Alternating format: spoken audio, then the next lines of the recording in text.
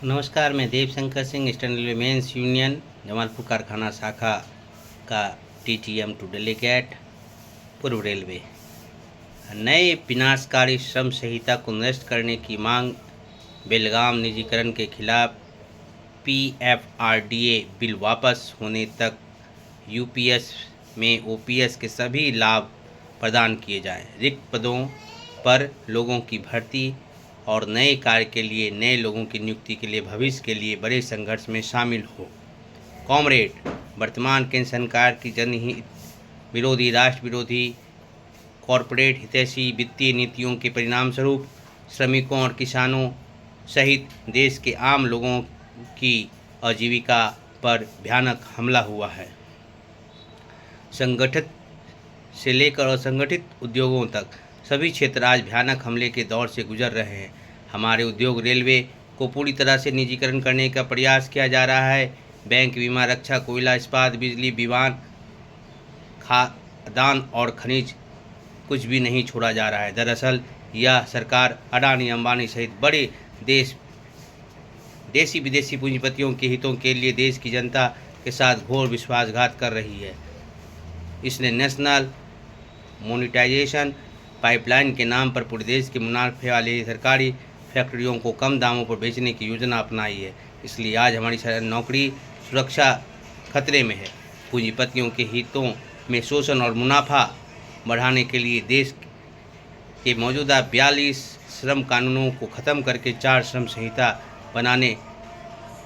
संहिता पहले से ही बना दी गई है। वर्तमान में मजदूर वर्ग और आम लोगों की विकट स्थितियों के बीच इन संहिताओं को कमज़ोर करने का भरसक प्रयास किया जा रहा है। ये 4 श्रम संहिता दरअसल मजदूरों और कर्मचारियों को गुलामी के जंजीरों को जकड़ने की रणनीति मात्र है। इस श्रम संहिता के लंबे समय से आंदोलन के जरिए हासिल किए गए अधिकारों को छीन लिया है। 8 घंटे काम के अधिकार खत्म कर दिया गया और काम के घंटे बढ़ा दिए गए। न्यूनतम मजदूरी, सामाजिक सुरक्षा, बातचीत के जरिए मजदूरी बढ़ाने का अधिकार, यूनियन बनाने, गेट मीटिंग, पर्चा बांटने, हड़ताल करने का अधिकार भी छीन लिया गया है। व्यवहार में देश में तानाशाही नव फांसीवाद व्यवस्था स्थापित करने का प्रयास किया जा रहा है। इस तरह देश में के संविधान, बहुतूलवादी संस्कृति, संघीय ढांचे और जहाँ तक कि विपक्षी राजनीतिक दलों पर भी हमला किया जा रहा है। लेकिन मजदूरों और कर्मचारियों के लगातार आंदोलन के दबाव के कारण सरकार अभी तक इस श्रम संहिता को पूरी तरह कमज़ोर नहीं कर पाई है। वर्तमान में रेलवे उद्योग में ठेका श्रमिकों की संख्या बढ़ती जा रही है। उन्हें ना तो न्यूनतम वेतन, ना ही सामाजिक सुरक्षा प्रदान की गई है। Eastern railway men's union in तबके के मजदूरों को संगठित करने का प्रयास कर रहा है। उनका न्यूनतम वेतन 26,000 हो। इस मांग को भी आने वाले दिनों में संघर्ष आंदोलन में शामिल किया जाना चाहिए। आप सभी जानते हैं कि सरकार आप लोगों को रिटायरमेंट पेंशन की जिम्मेदारी नहीं लेगी, जिसका असर हमारे उद्योग पर, जगत पर पड़ रहा है। 2003 में तत्कालीन केंद्रीय भाजपा सरकार ने सबसे पहले हमारे सामने नई पेंशन की व्यवस्था लेकर आई। Eastern railway men's union Delhi में संसद अभियान से लेकर लगातार अपने कार्यस्थलों पर व्यापक आंदोलन किए। सरकार के अड़ियल रवैये ने हमारे आंदोलन की तीव्रता को और बढ़ा दिया। ऐसे में यूपीएस नामक एक नई और अलग व्यवस्था हमारे सामने आई है, जिसकी हम शुरू से ही मांग कर रहे थे। पेंशन को बाजार के भरोसे ना छोड़ा जाए, पेंशन में स्थिरता दी जाए। यूपीएस व्यवस्था में अपनी पेंशन सुनिश्चित है। पारिवारिक पेंशन से लेकर अन्य व्यवस्थाएं विनाशकारी गैर लाभकारी पेंशन प्रणाली एनपीएस अधिनियम से बेहतर है। इसलिए हमने अभी यूपीएस को स्वीकार किया है, लेकिन यूपीएस की बाकी विसंगतियों को दूर करना हमारी जिम्मेदारी है। हमने उन मांगों के लिए लड़ाई की शुरुआत कर दी है जो हमने अपने हस्ताक्षर संग्रह सहित प्रचार, सेमिनार इत्यादि के माध्यम से सरकार अब तक ओपीएस की सारी सुविधाएं यूपीएस में शामिल नहीं कर लेती, तब तक हमारी लड़ाई जारी रहेगी। ईस्टर्न रेलवे मेंस यूनियन का मानना है कि यह लड़ाई भी हम निश्चित रूप से जीतेंगे।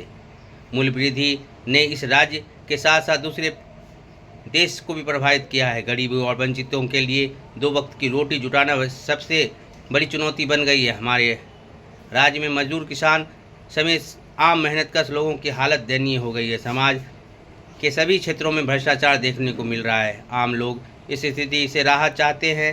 देश की आम जनता आज गहरे संकट से का सामना कर रही है। बेरोजगारी आज असहनीय स्तर पर पहुंच गई है। प्रवासी मजदूरों की संख्या बढ़ती जा रही है। दूसरे देशों या राज्यों में भी उन पर हमले हो रहे हैं। आज़ाद भारत में मणिपुर जैसे राज्य में जातीय संघर्ष, महिलाओं एवं बच्चों समेत आम लोग मारे जा रहे हैं। आतंकवाद आज हमारे सामने एक भयानक चुनौती है। हम कश्मीर के हाल पर आतंकवादी गठियों की कड़ी निंदा करते हैं और दोषियों को कड़ी सजा देने की मांग करते हैं। लड़ाई जाति या धर्म के आधार पर ना होकर काम की मांग पर होनी चाहिए। इन सभी मांगों को लेकर 17 मांगों को लेकर केंद्रीय ट्रेड यूनियन और उद्योग आधारित फेडरेशन ने 9 जुलाई को आम हड़ताल का आह्वान किया है। ये हमारी मांगे हैं। रेलवे उद्योग को बचाने की मांग है। देश को बचाने की मांग है। ईस्टर्न रेलवे मेंस यूनियन के समग्र स्थितियों के आधार पर 27 जून को Eastern railway men's union Eastern Railway में 4 DRM कार्यालय और 3 वर्कशॉप की विरोध रैली और 4 जुलाई को फेयरवेल प्लेस में ऐतिहासिक रैली का आह्वान किया है। आइए हम सब मिलकर इस लड़ाई में शामिल हो, देश को बचाने और रेल को बचाने की साजिश को रोककर अपने लक्ष्य की ओर आगे बढ़े। संग्रामी अभिनंदन के साथ अमित कुमार घोष, साधारण संपादक, ईस्टर्न रेलवे मेंस यूनियन का ये मांग पत्र है। हम सभी रेल साथी जरूर चलें और अपना आवाज़ जरूर बुलंद करें। जय हिंद, जय रेल परिवार, जय हिंद, वंदे मातरम।